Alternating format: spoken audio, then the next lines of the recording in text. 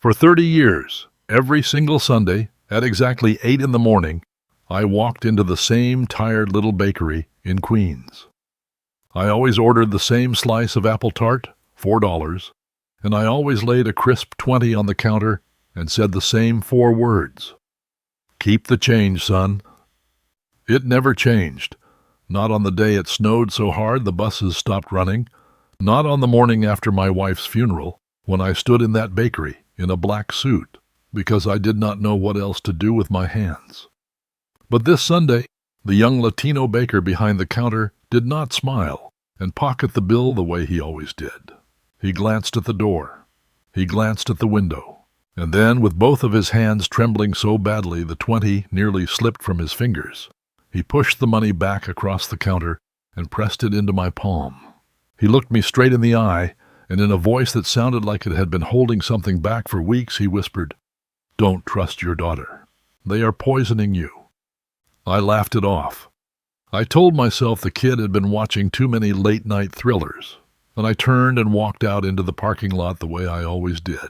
But once I was behind the wheel, I unfolded that $20 bill out of habit, the way you check your pockets before you drive anywhere. And folded inside it was a small, crumpled, sticky note. On it was written the exact name of a nerve-suppressing medication, and beneath it one line that turned my blood to ice water. "This Friday, when you sign the power of attorney, she's going to pull your breathing tube."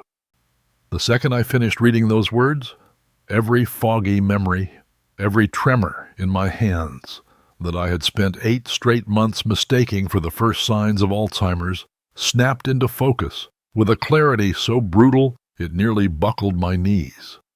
The daughter I had once thrown my entire life behind to protect, the little girl I had carried on my shoulders through Central Park, was murdering me one careful, legal dose at a time. Before I tell you what I did next, I need to know something. Where are you watching this from right now? Drop your city or your country in the comments below, because I want to see how far this story travels. And if you believe a father who's been backed into a corner and called confused can still be the most dangerous man in the room, hit that subscribe button, because you are about to find out exactly how far a betrayed father is willing to go. My name is Roland Castellan, and for 40 years I have been the kind of man other men were afraid to sit across from at a negotiating table. I built Castellan Realty Group out of a single leased office above a laundromat in Astoria into a company that now controls 11 residential towers, and, closer to my heart than any of them, the Harbor View Homes affordable housing chain, 600 units of rent-stabilized apartments I refuse to sell no matter how many hedge funds circled with their checkbooks open. I was not a soft man. I fired people I liked. I outbid men I respected. I once sat across from a city councilman who tried to shake me down for a permit and told him calmly that I would rather let a building sit empty for a decade than pay him a single dollar. But there was exactly one weakness anyone who studied me closely could eventually find. And it was not a weakness I was ashamed of. It was my daughter, Priscilla. I had raised her alone after her mother, Eleanor, passed when Priscilla was 9, and I had done it the only way I knew how, by working myself half to death and buying her everything I believed love was supposed to look like. Private school on the Upper East Side. A pony she rode twice, and then abandoned in a stable I kept paying for anyway. A trust fund she never had to ask about, because it was simply always there, replenishing itself like a tide. I told myself for 30 years that this was devotion. I did not understand until much later that what I had actually built, brick by expensive brick, was a woman who believed comfort was owed to her by right, and a son-in-law who would marry directly into that belief without ever once having to earn a cent of it himself. Weldon Mercer arrived in Priscilla's life the way a storm arrives on the radar 3 days out. Plenty of warning, and I ignored every bit of it. He was a Silicon Valley transplant who spoke almost exclusively in the language of disruption and vision, a man who did not eat meat and would not let a dinner party pass without reminding you of it, who posted long, tearful captions about gratitude and mindfulness beneath photographs of himself standing in front of private jets that were, notably, never actually his. He ran a company called Nimbus Cognition, some kind of predictive behavior software that had raised an enormous amount of venture money and, as I would only learn much later, was hemorrhaging almost all of it into the ground. When he asked Priscilla to marry him on a rooftop in Tribeca with a string quartet I had, without being asked, quietly paid for, I told myself I was gaining a son. What I was actually gaining, I would come to understand, was a creditor who simply had not yet learned to send me the invoice.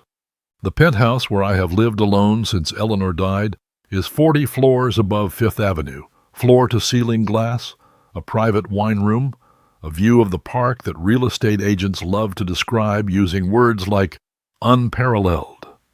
It has always been cold in a way no amount of heating could fix, not since Eleanor's chair by the window went permanently empty. But in the last 8 months, it became cold in a different way entirely. The particular chill of a home where you have started to suspect the people who visit you are not visiting you at all. They are visiting what you are about to leave behind, circling it the way well-dressed vultures circle something that has not quite stopped breathing. It started small enough that I explained it away myself, before anyone else had the chance to. I forgot the name of a partner I had worked beside for 11 years. Standing in the middle of a conference room with his hand extended, my mind simply, terrifyingly blank, while 8 other executives watched me struggle for a name I had used 1,000 times. I knocked over a full bowl of soup at my own dining table one evening because my right hand had begun trembling in a way it had never trembled before, not even under the worst pressure of the worst deals of my career. I got turned around, actually lost, in a neighborhood I had walked for 4 decades, standing on a corner I should have known as well as my own reflection, unable to remember which direction led home until a doorman I recognized gently walked me the last 2 blocks himself. For a man whose entire identity had been built on total control, total certainty in every room he entered, watching my own body and mind become unreliable, was a humiliation more thorough than any bankruptcy I had ever clawed my way out of. I did not tell my doctor for months, because telling my doctor would have made it real, and some stubborn, prideful part of me kept insisting that if I simply refused to say the words out loud, the problem would eventually correct itself on its own. It was Priscilla who noticed first, or at least Priscilla who arrived first, appearing at my door one Tuesday evening with Weldon beside her and an expression of such practiced, camera-ready concern that I mistook it, God help me, for love. "Dad," she said, taking both my hands in hers the way you'd steady something fragile, "we've been watching you struggle for months, and we can't just stand by anymore. We love you too much." Within a week, they had produced Dr. Lorraine Ashwood, a Manhattan neuropsychologist with a corner office on Park Avenue and a waiting list that supposedly stretched 8 months, a list Weldon had somehow miraculously skipped to the front of in 48 hours. Dr. Ashwood ran her tests, murmured gravely about early-stage cognitive decline consistent with a rapidly progressing dementia, and prescribed a nightly regimen of small white pills that Weldon, ever the devoted son-in-law, insisted on personally handing me each evening, watching with his arms folded to make absolutely sure I swallowed every single one before he'd say goodnight. What I did not know then, and would not learn until a stranger's grandson pressed a $20 bill back into my hand, was that Weldon had quietly built an entire second career out of my decline. He had started a podcast called The Weight We Carry, where he sat in warm, sympathetic lighting and spoke, his voice cracking with what millions of strangers believed was genuine, unbearable grief about the burden of watching a beloved father figure disappear one day at a time. Clips of him wiping his eyes on camera racked up hundreds of thousands of views within hours. Comment sections filled with strangers calling him a saint, a hero, living proof of what devoted family was supposed to look like in a selfish, disconnected world. He was not lying to an audience about caring for a dying old man out of some private shame. He was rehearsing in public and for profit the exact performance he would need the entire world to believe on the day he needed everyone to believe it. The trap, when it finally closed with lawyers instead of pills. On a Tuesday that felt no different from any other, Priscilla sat across from me at my own dining table with a folder of documents and told me gently, the way you'd explain something to a frightened child, that my confusion had become a liability the company's board could no longer be expected to ignore. "If you don't voluntarily sign the power of attorney, Dad," she said, sliding the folder across the table toward me, "the court is going to do it for you anyway, and it won't be either of us holding it. It'll be some stranger, some judge's favorite lawyer who's never even met you, who doesn't care about Harbor View or anything you've built." Weldon nodded along solemnly beside her, his face arranged into an expression of pained, reluctant agreement, the very same expression, I would later realize, he had spent months perfecting on his podcast. Friday, they told me gently again and again until the word itself began to feel like a countdown. "We just need your signature this Friday, and then all of this becomes so much easier for everyone."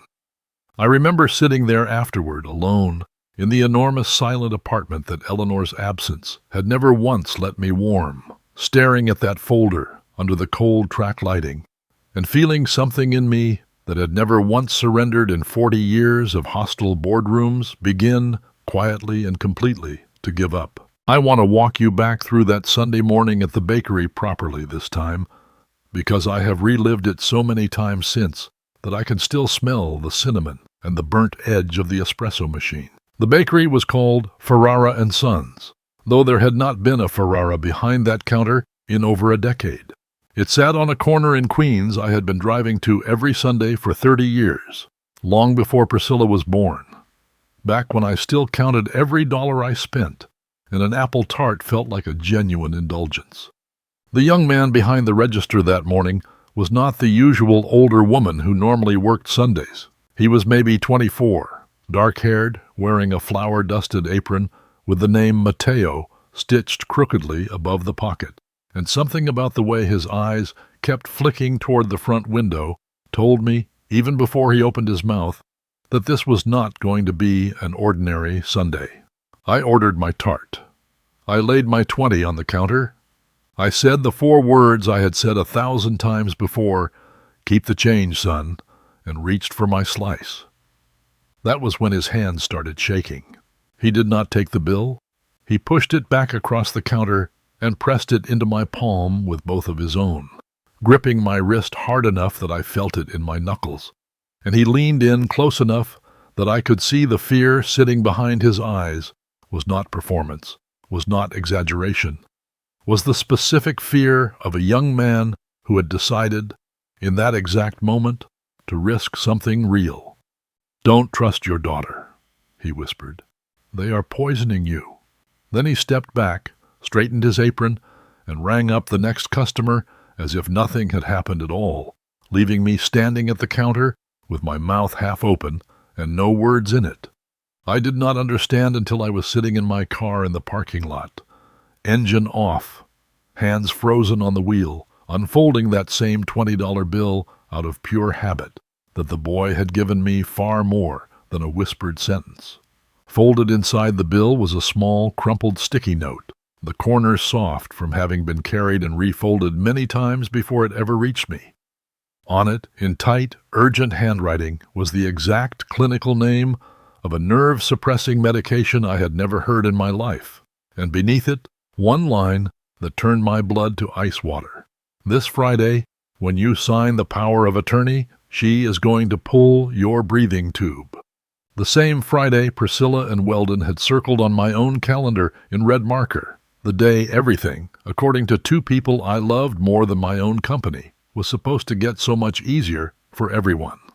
I sat there for 11 full minutes, reading 4 sentences over and over until the ink practically burned itself into the back of my eyes.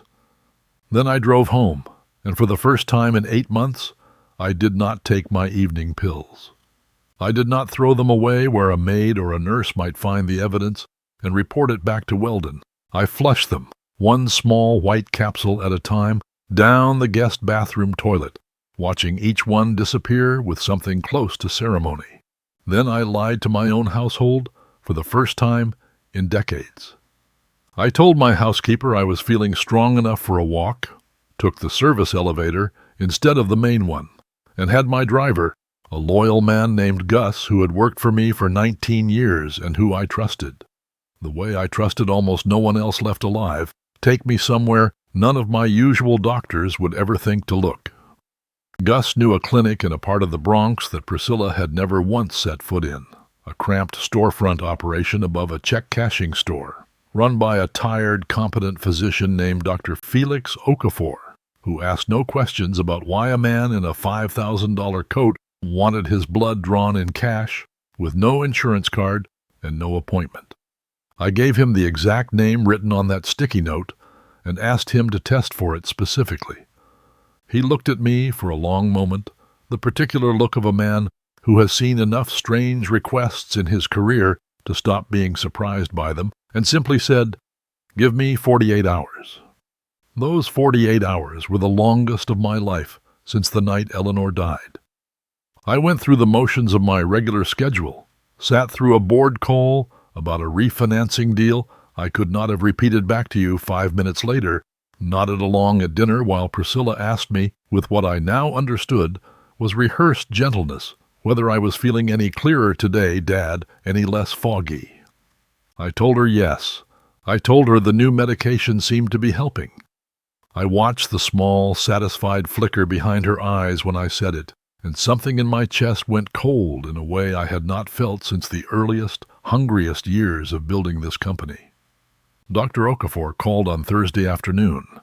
I remember exactly where I was standing, in the small library off my study, one hand on the spine of a book I was not actually reading, when he told me in the flat, careful voice doctors use when they know the news is going to detonate something in the person on the other end, that my blood contained a significant concentration of a central nervous system depressant.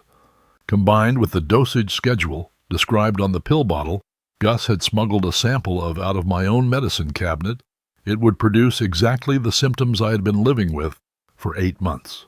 The tremors, the confusion, the lost afternoons, the forgotten names. None of it had been Alzheimer's.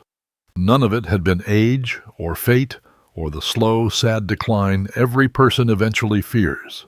It had been engineered, dose by careful dose, timed and monitored by the one man in my life who claimed to love my daughter enough to devote an entire podcast to the unbearable burden of caring for me. I did not cry when Dr. Okafor told me, and I think that matters. I have cried exactly twice in my adult life, once at Eleanor's funeral and once privately, in a hospital hallway the night Priscilla was born 11 weeks premature, when we did not know for 6 days whether she would survive. I did not cry standing in that library.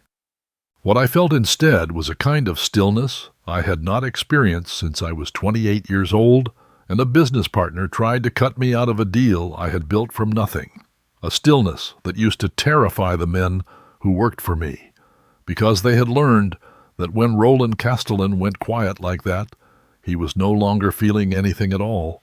He was calculating.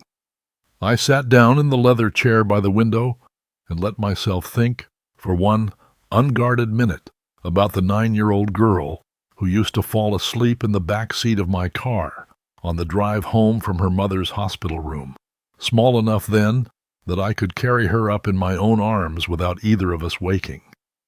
I thought about teaching her to ride a bicycle in Central Park, running alongside her with one hand hovering an inch from the seat, terrified to let go, and more terrified to keep holding on forever. I let myself feel the full weight of that memory colliding with the woman who had spent 8 months watching me spill soup and lose my own street, smiling at me across the dinner table the entire time. Then, deliberately, the way I had once learned to close a door on a bad deal before it could cost me anything further, I set the memory down. Grief, I decided, was a luxury for men who were not currently being poisoned by their own children. I would allow myself to grieve Priscilla later, if there turned out to be a later worth grieving in. Mateo's warning had been correct in every detail: the drug, the day, the danger. And somewhere underneath the grief of learning that my own daughter was poisoning me with the same patience and precision I had once used to close 9-figure deals, a second feeling rose up beside it, colder, older, and far more useful. Priscilla and Weldon believed they were dealing with a confused, cornered old man who had 8 months of documented cognitive decline and a doctor's letter to prove it. They believed the wolf in me had gone permanently to sleep. I set the phone down on the library shelf, and for the first time in 8 months, I allowed myself a small, private smile, because a wolf that has been playing dead for 8 months has had 8 months to watch exactly how the hunters move. I found Mateo Reyes again on Thursday night, not at the bakery, but standing under a street lamp 2 blocks from my building, exactly where Gus had quietly arranged for him to be after I'd asked my driver, of all the strange requests I have ever made a man in 19 years of employment, to track down a 24-year-old baker and ask him gently whether he would be willing to speak to me privately.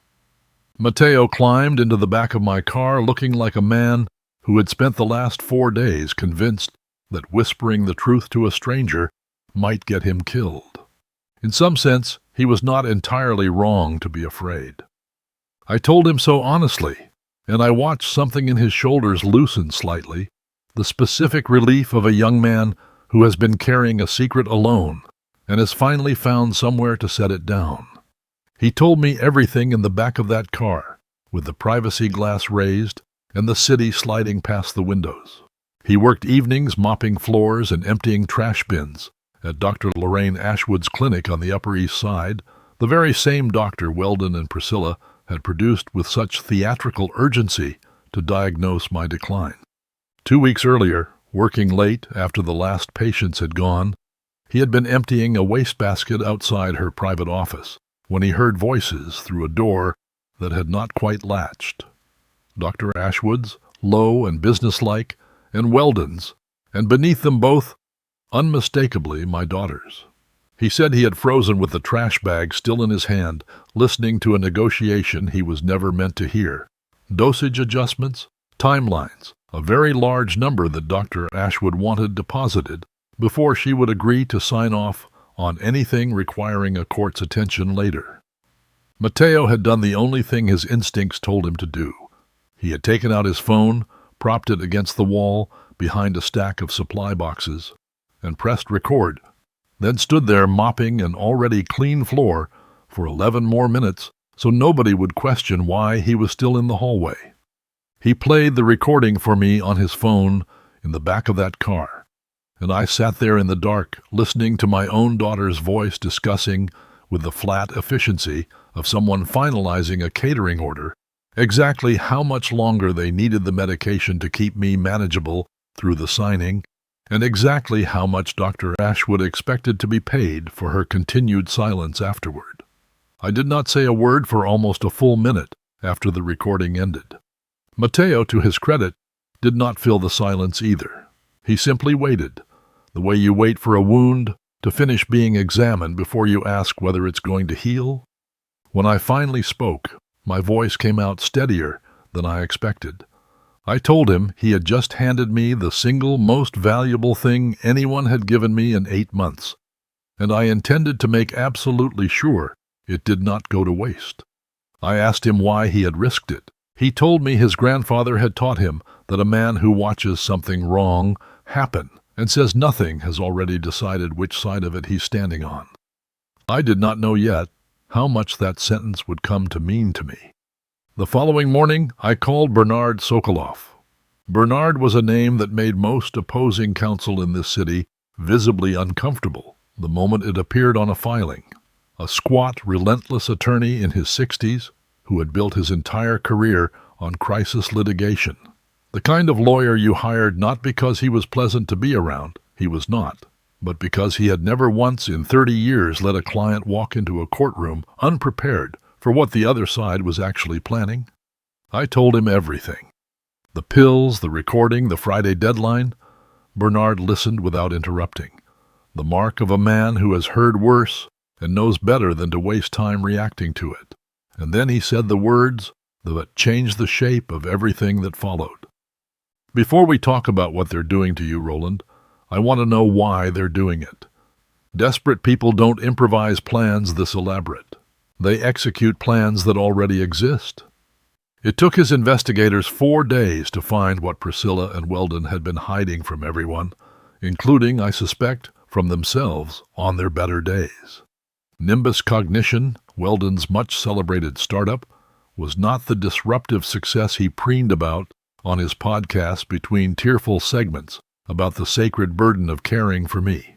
It was carrying just under $40 million in unpaid debt to 3 separate venture funds, all of whom had quietly begun calling in collateral, and Weldon had personally guaranteed a significant portion of that debt using assets he did not, strictly speaking, actually own. The plan, once Bernard laid it out on his conference table with the cold clarity of a man dismantling a bomb wire by wire, was breathtaking in its cruelty. Once I signed the power of attorney, they intended to use it to mortgage Harbor View Homes, the 600 units of affordable housing I had spent 30 years protecting from exactly this kind of predator, and use the proceeds to bail out Weldon's collapsing company before the venture funds could seize it out from under him. I would then be quietly relocated to a long-term care facility upstate, diagnosed, documented, and by every legal appearance, no longer capable of objecting to any of it, left to wait out whatever time I had left, while my daughter and her husband spent what remained of my life's work rebuilding his. Bernard's people went further than I had asked them to, which is exactly why I paid him what I paid him. They found the wire transfer records, showing that Dr. Ashwood had already received a first installment, $100,000, routed through a shell consulting entity registered to an address that turned out to be a UPS store in Connecticut. They found that Weldon had been quietly meeting with a real estate broker for 3 weeks, walking through the lobbies of 2 separate Harbor View buildings under a false name, pricing out what the properties would fetch on the open market once the rent stabilization protections I had personally fought the city council to preserve were, as the broker's email chillingly put it, no longer an obstacle. They found that Priscilla had opened a new bank account in her maiden name the same week Dr. Ashwood produced her first diagnosis, an account that, as far as Bernard's forensic accountant could determine, existed for exactly one purpose. I sat in his office reading printout after printout, watching 30 years of my life get itemized and priced out by 2 people who had eaten at my table every Sunday for a decade. And somewhere in the middle of that stack of paper, I stopped feeling like a father discovering a betrayal and started feeling like a man reviewing a hostile takeover bid on his own life, which I realized was precisely what it was. I did not sleep the night Bernard told me all of that, but I also did not spend the night in grief. I spent it planning. If Priscilla and Weldon believed they were dealing with a confused old man sliding gently toward the end of himself, then I decided I would give them precisely the performance they were expecting, and I would give it better than anyone had ever given it before. The following evening at dinner, I called Weldon by the name of a golden retriever I had owned 20 years earlier, a small, humiliating slip I let hang in the air just long enough for Priscilla's eyes to widen with something that looked almost like triumph. I signed a delivery form for a wine order with the wrong first name. I wandered quite deliberately into the wrong bathroom down the hallway and stood there for a full 30 seconds before finding my way back to the table, apologizing with the exact right amount of confused embarrassment. I let my hand tremble on cue around my water glass. I watched Priscilla and Weldon exchange a glance across the table, the small, satisfied glance of 2 people who believed the hardest part of their plan was already comfortably behind them. What neither of them understood, sitting there congratulating themselves in silence over a bottle of wine I no longer had any intention of drinking honestly, was that every stumble I performed for them that week was a deliberate lie, and every lie I told them was buying me exactly the thing I needed most. time, and their absolute, unearned confidence that the old wolf in me had finally, permanently gone to sleep. Thursday night, the night before the signing, Priscilla and Weldon came to the penthouse for what they framed, with straight faces, as a quiet family dinner. I understood it for what it actually was the moment I saw the wine Weldon was carrying, a bottle he handled with the careful, reverent grip of a man who intends for it to be remembered later. This was not a family dinner. This was a private celebration, the two of them toasting themselves 24 hours early for a victory they had already spent, in their own minds, 30 different ways down to which upstate facility would be handling my care and which broker would be listing Harbor View the following month. Priscilla arrived first, moving through my apartment with a warmth so carefully calibrated it would have fooled almost anyone who had not, in the previous week, listened to a recording of her negotiating a doctor's silence like a woman haggling over closing costs. She took my hand at the dinner table, held it a beat too long for the cameras, and asked her phone, propped against the water pitcher at an angle that was not remotely accidental, to capture the moment. Within 10 minutes, before we had even finished the appetizer, she had posted a photograph of the two of us, her hand over mine, captioned with 3 paragraphs about the sacred, heartbreaking privilege of caring for an aging parent. I would learn later, from Bernard's team, that the caption had been drafted nearly word for word by a publicist Weldon had quietly retained to manage what he called, without a trace of apparent irony, the narrative around Dad's health journey. The post collected 11,000 likes before dessert was even cleared from the table. Not one person commenting knew they were applauding a woman who had spent the previous evening asking a doctor how much additional silence would cost her. I sat through all of it. The hand-holding, the caption, the soft, murmured replies Priscilla read aloud from strangers calling her an angel, and I found myself doing something I had not expected, cataloging her performance the way I used to catalog a competitor's pitch deck, noting every beat that had been rehearsed, every pause that had been timed. It was, I will admit, a strange kind of grief, watching your own daughter's cruelty rendered so professionally that 11,000 strangers mistook it for love. Weldon opened the wine himself, a 2018 vintage that would have run him somewhere north of $400, an amount he had not spent on an unprompted gift for me in the 11 years I had known him. He poured 3 glasses at the sideboard with his back partially turned, a small, practiced angle I would not have noticed at all if I had not already known, with absolute certainty, exactly what he was capable of. I watched his hand pause a half-second longer than it needed to over the glass on the left, watched the faint, deliberate tilt of a small vial he thought was hidden inside his closed fist. And I understood, with a clarity that felt almost peaceful, that the glass on the left was going to be handed to me. He carried the tray back to the table and set the drugged glass down directly in front of my seat, with a smile so warm it nearly convinced me he believed his own performance. "To family," he said, lifting his own glass, "and to tomorrow." Priscilla echoed him, her eyes bright with something that looked, God help her, almost like genuine sentiment. I lifted my glass along with them, touched it gently to theirs, and did not drink. I have spent 40 years in rooms where a poorly timed sip could cost a man a fortune, and I have learned, the hard way, exactly how long you can hold a glass at your lips without anyone at the table noticing you never actually swallowed anything. The opportunity I needed arrived 12 minutes later, the way opportunities always arrive when you have spent your entire life training yourself to recognize them the instant they appear. Weldon's phone buzzed against the table, a call he clearly could not ignore, judging by the flicker of anxiety that crossed his face before he excused himself and stepped into the hallway, his voice already dropping into the low, urgent register of a man managing a crisis he did not want overheard, something about a lender and a Friday deadline that had nothing at all to do with me.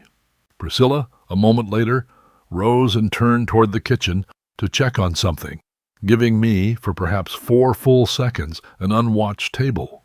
4 seconds was more than enough, I had learned to read a table and move a hand faster than anyone was watching decades earlier. In card rooms on Wall Street, where the stakes were smaller, but the lessons stuck with a permanence no business school could have taught me.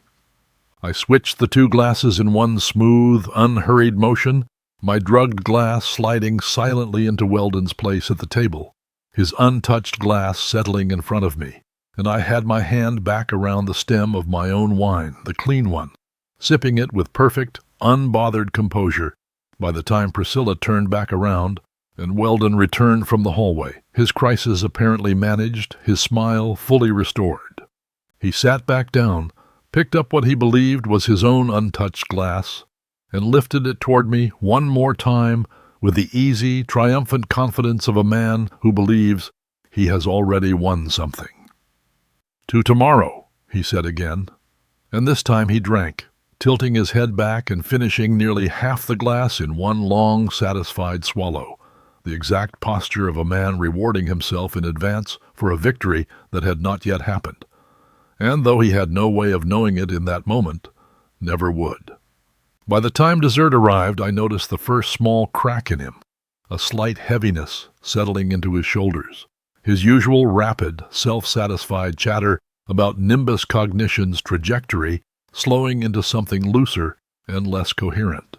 He pressed the heel of his hand against his forehead once, twice, and laughed it off as exhaustion from closing calls all week. Priscilla reached over and rubbed his shoulder, told him he'd been working himself too hard, and I sat there watching the very medication he'd measured out for me begin, quietly and precisely, to measure him instead. "You're quiet tonight, Dad," Priscilla said at one point, tilting her head with an expression of practiced concern. "Are you feeling all right?" I told her I was simply tired, that the last few months had worn on me more than I liked to admit, and I watched her nod with the specific, satisfied sympathy of someone hearing exactly the answer she had been hoping for. "Tomorrow will make everything so much lighter," she said, reaching for my hand again. "For all of us." I let her hold it. I told her I hoped she was right. Weldon, his words beginning to slur faintly at the edges by then, added that he only wanted what was best for the family, that everything he'd ever done, the podcast, the doctors, all of it, came from a place of love. I looked at him across the table, this man slowly slipping under the weight of his own poison, congratulating himself on his devotion, and I found I did not even feel the satisfaction I had expected to feel. I felt only a tired, exhausted clarity, the particular fatigue of a man who has just confirmed something he had desperately hoped, until that very moment, might somehow still turn out to be untrue. After they left, Weldon leaning heavily on Priscilla's arm in the elevator, blaming the wine, blaming a long week, blaming anything but the truth. I stood alone in my kitchen and sealed the nearly empty bottle inside a plastic bag with the same care I imagined a man might use handling evidence at a crime scene, because that, I understood now, was precisely what it was. I called the lab in New Jersey Bernard had arranged, the one that did not ask questions about why a client wanted a wine sample analyzed for controlled substances on a Thursday night. Then I sat alone in the dark living room for a long time, listening to the city hum outside the window, and I watched them exchange, in my memory, replaying it again and again, the small, private look of two people who believed the hardest part of tomorrow had already been quietly handled tonight. I smiled along with them, lifted my own clean glass one final time, and thought with a coldness that surprised even me, that they had spent 8 months teaching me exactly how patient a man could learn to be when the stakes were high enough. I intended to spend the next 12 hours proving I had been a very quick study. Friday morning I put on my best charcoal suit, the one Eleanor always said made me look like a man who had already won the argument before he'd opened his mouth, and I rode the elevator up to the 40th floor of Castellan Realty's headquarters with a small recording device clipped inside my lapel, courtesy of Bernard, and a folder in my briefcase that was going to end 4 lives before lunch. The conference room, where they had arranged the signing, was a glass box with views clear across Midtown, the same room where I'd closed some of the largest deals of my career, and I understood, walking toward it, that they had chosen it deliberately, believing the symbolism of the room would help finish softening whatever resistance an old, confused man might have left in him. They were already seated when I arrived. Priscilla, at the head of the table, in a cream blazer, her face arranged into an expression of gentle, patient love. Weldon beside her, his color still slightly off from the night before, though he had clearly worked hard to conceal it under fresh makeup and 3 cups of coffee. Dr. Ashwood sat at his other side with a leather folio open in front of her, and beside her a corporate attorney I did not recognize, a lean, silver-haired man Bernard had already warned me about, a specialist in exactly the kind of document architecture that could bury a dangerous clause 40 pages into an otherwise routine filing. Nobody stood when I entered. Nobody needed to. They believed the war was already over.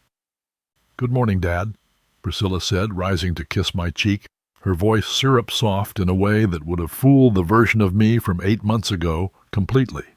"We just need about 30 minutes of your time, and then all of this becomes so much easier for everyone." I sat down slowly, deliberately, letting my hand tremble faintly against the back of the chair as I lowered myself into it, and I watched the small, satisfied glance pass between her and Weldon, the same glance I had been watching pass between them for a week now, the glance of 2 people who believed they had already collected everything they came for. I opened the document in front of me, and I began to read. Not skim, the way a confused, exhausted old man might be expected to skim before signing wherever a tab told him to sign. I read every clause, every line, every buried subordinate phrase, the way Eleanor once taught me to read a contract slowly from the beginning, understanding that whatever they were hoping I would miss was never going to be sitting in plain sight.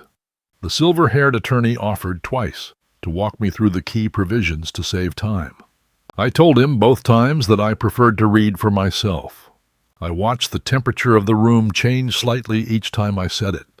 I found it on page 38, buried inside a section labeled Supplemental Governance Provision, language dense and technical enough to look inconsequential to anyone not specifically trained to read for exactly this kind of trap, transferring full authority over Harbor View Homes to Priscilla as sole trustee, with the power to mortgage, sell, or encumber the properties without further approval from me, effective the moment I signed. I closed the folder. I folded my hands on top of it. And that was the precise moment Weldon's body chose to betray every single lie the 2 of them had told me for 8 months. It started with sweat, a sudden glistening sheen breaking out across his forehead, in a room that was, if anything, slightly cold. Then his hand, reaching for his water glass, began to shake so violently the water sloshed over the rim before he'd even lifted it an inch. His pupils, when he turned to look at Priscilla, were blown wide open, black swallowing almost all of the pale blue around them. "I don't," he started, and the words came out slurred, half-formed, tangled around each other. "I don't feel... Something's, Priscilla. Something's wrong with..." A thin line of foam gathered at the corner of his mouth as his head began to loll unsteadily, and his hand slapped flat against the table, knocking a glass of water sideways, spreading across 40 pages of documents he had spent months preparing to bury me under. Priscilla stood so fast her chair rocked backward. Weldon, look at me!" Dr. Ashwood half rose from her seat with the frozen, useless posture of a professional watching her own carefully engineered symptoms play out in real time on the wrong patient. I sat perfectly still and let all 4 of them watch a man drown in exactly the poison he had spent 8 months feeding me. Then I stood up. I threw the pen down onto the table, hard enough that it skittered across the glass and struck Priscilla's folder. My voice, when it came out, carried no trace of the tremor I had spent a week performing for them.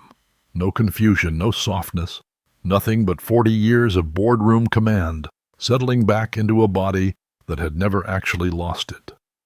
"Sit down, Priscilla," I said. "Your husband isn't dying. He's simply experiencing exactly what he's been giving me every night for 8 months." I reached into my briefcase, and I laid 3 things on the table, one at a time, deliberately giving each one a moment to land. The lab results from the Bronx Clinic showing the exact compound in my blood. The USB drive containing Mateo's recording, Priscilla's voice discussing dosage and silence money with the flat efficiency of a woman closing a routine deal. And last, a federal arrest warrant, arranged through a contact of Bernard's inside the FBI's Financial Crimes Division, who had spent the last 3 days quietly building a case around Weldon's $40 million in concealed debt, and the wire transfers Bernard's forensic accountant had already traced straight to Dr. Ashwood's shell company. Dr. Ashwood was the first to break. She stood fully now, her leather folio clutched to her chest like a shield, and the words came tumbling out of her in a rush that had clearly been rehearsed for exactly this kind of emergency, and none of the Polish survived contact with the moment. "This was never my idea," she said, her eyes darting between Priscilla and the silver-haired attorney. "I was told the dosage was safe. I was told it was a temporary measure.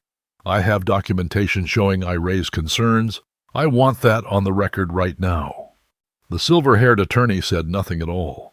He simply closed his own folder with the slow, careful precision of a man who had survived enough collapsing rooms in his career to know that the only safe move left was silence. Weldon, meanwhile, had slumped fully sideways in his chair, his head lolling against the leather headrest, mumbling fragments of sentences that made no sense to anyone but clearly terrified him, his hands opening and closing uselessly against the arms of the chair. Priscilla knelt beside him for a moment, one hand on his shoulder, torn between the collapsing husband beside her and the father standing across the table, holding proof of everything she had spent 8 months building a very expensive lie to hide. "This isn't what it looks like," she said, and even she seemed to hear how hollow it sounded the instant it left her mouth. "Dad, please let us explain." "Explain what exactly?" I said. "That you and your husband spent 8 months poisoning me on a schedule precise enough to fool 3 separate doctors so you could mortgage 600 families out of their homes to save a company that was never going to survive regardless of what you did to me." "I don't need an explanation, Priscilla. I have a recording of you giving one already." I nodded toward the USB drive still sitting on the table between us, and I watched every last trace of color drain out of her face. The door opened before Priscilla could say a single word in her own defense. 2 federal agents stepped in, calm, unhurried, the particular unhurried calm of people who had been waiting outside that door for exactly this moment. Priscilla's composure, that extraordinary, carefully maintained composure that had survived 8 months of lying to my face, finally broke completely. She dropped to her knees beside her chair, grabbing for my hand, tears spilling freely down a face that had performed grief so beautifully for 11,000 strangers online and had never once, in 8 months, offered me a single honest one. "Daddy, please," she said. "I never wanted to hurt you. I swear we can fix this, please." I looked down at my daughter kneeling on the floor of a boardroom I had built from nothing, and I said the only thing I had left to say to her. "You didn't post that photograph of us holding hands because you loved me, Priscilla. You posted it because you needed proof for later that you tried." Then I turned, buttoned my jacket, and walked out of that glass room without looking back once, leaving her exactly where she had left me for 8 straight months, alone and utterly unheard. The weeks that followed moved with a strange, disorienting speed, the particular speed of a life reassembling itself after an explosion nobody outside a handful of rooms had witnessed. Weldon was indicted within a month, the federal case against him built on the wire transfers, the concealed debt, and the $40 million in obligations he had personally guaranteed using collateral that, as it turned out, was never legally his to guarantee. Dr. Ashwood's medical license was suspended pending the outcome of a separate criminal case for administering a controlled substance without consent, and the shell company that had funneled her payment collapsed under scrutiny within days, exposing a paper trail so clean Bernard called it, with something close to professional admiration, one of the sloppiest cover-ups he'd seen in 30 years. Priscilla was never criminally charged with anything that stuck the way the others' charges stuck. Her attorneys were considerably better than the situation deserved, but every legal claim she attempted to make on my estate, on Castellan Realty, on Harborview Homes, collapsed the moment Bernard introduced the recording into the civil proceedings. She lost her inheritance entirely. Her name appeared in 3 separate finance publications within the same week, framed with a particular merciless clarity that no publicist, hers or anyone else's, could soften. The last I heard, she was renting a modest 2-bedroom in Westchester, a considerable distance, in every sense of the word, from the Fifth Avenue penthouse she had once measured for new furniture before I'd even signed anything. Harborview Homes was never touched. 600 families, who had no idea how close they had come to losing their homes to a stranger's spreadsheet, continued paying their rent-stabilized leases without ever learning how narrow that margin had actually been.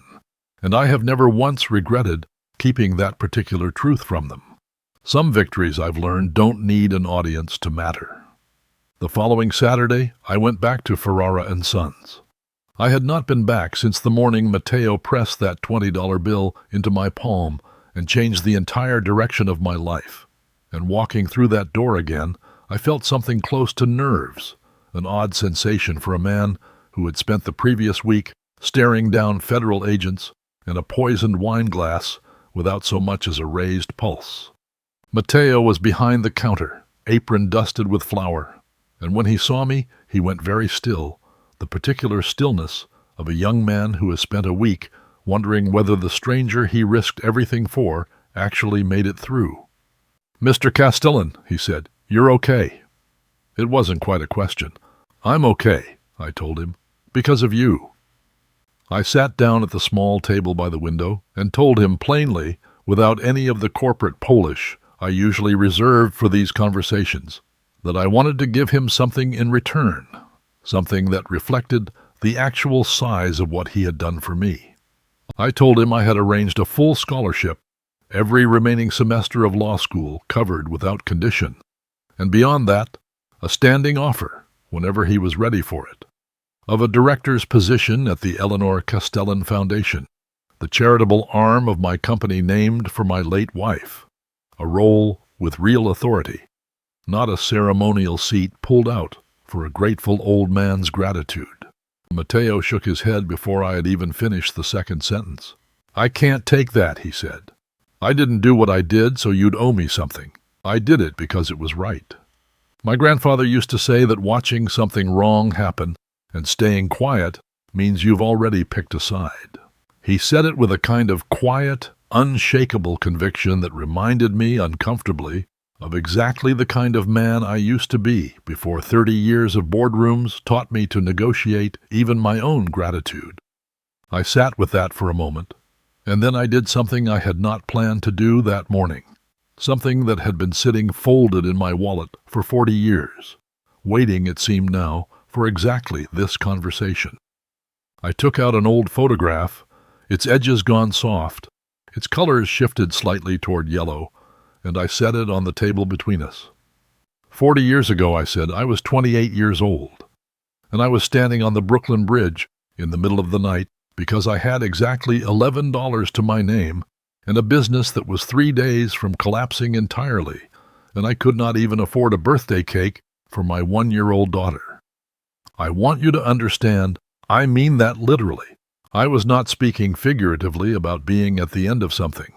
I had a hand on the railing, and I was seriously, genuinely considering whether my family would be better off with the insurance money than with the man I was failing to be. Matteo did not move. He did not reach for his coffee. He simply listened, the same way he had listened in the back of my car 2 weeks earlier. A man pulled me back, I continued. A baker closing up his shop for the night saw me standing there and did not call the police, did not make a scene. He walked up beside me, put a tart in one hand and a $20 bill in the other, and told me, "Go home and live to see your daughter grow up." I never learned his name. I went home that night. I used that $20 bill to buy gas for a delivery I could not otherwise have made. And I made it. And 3 days later I signed the contract that became the first real foundation of everything I've built since. I watched Mateo's face change slowly as I spoke, watched something behind his eyes shift from polite attentiveness into a dawning, disbelieving recognition. And by the time I reached the end of the story, his hands had gone still against the table in exactly the way mine had gone still 40 years earlier, holding a bill that had just become far heavier than its denomination. "That's my grandfather's bakery," he said, his voice barely above a whisper. "He used to tell that story. A young man on the bridge. He never knew if the man made it. He wondered about it for years. He died 4 years ago, still wondering." He reached into his own apron pocket with a trembling hand and pulled out a small, worn photograph of his own, a young man in a baker's apron, standing in front of the very storefront I was sitting inside right now, and set it beside mine on the table. And the two faces, 40 years apart, looked back up at us both. Neither of us spoke for a long moment. The dining room around us continued the way dining rooms do, cups clinking, the bell over the door chiming as someone came in from the cold, and neither of us noticed any of it. What I understood, sitting there with two photographs on the table between us, was that kindness, the specific, unremarkable, everyday kindness of a stranger who chose to help rather than walk past, does not simply disappear once the moment ends. It waits. It travels forward through people who never even learn its origin, through a business built on $11 and a stranger's mercy, through a daughter raised inside that business who somehow, despite everything I tried to give her, grew into someone capable of poisoning the man who built it for her. And then, 40 years later, when that same mercy was needed one more time, it found its way back through the only person left standing who still carried it in his blood. Mateo's grandfather had saved my life so that I could raise Priscilla. Priscilla's greed had nearly ended that life, and Mateo, without ever knowing the debt his own family was owed, had paid it back in full, $20 at a time, exactly like his grandfather before him. "He would want you to have this," I told Mateo, sliding both the scholarship letter and my late wife's foundation offer back across the table toward him, "not because you're owed it, because it's simply what happens when kindness like his gets a chance to keep traveling. Don't stop it here." Mateo looked at the letter for a long time, and then finally he picked it up, and I watched 40 years of an unrepaid debt settle, quietly and completely, into exactly the hands it had always been waiting to reach. I have told you this story because I believe it needed to be told honestly, without pretending I handled every part of it well. I did not see my own daughter clearly for 30 years, and that failure very nearly cost me my life.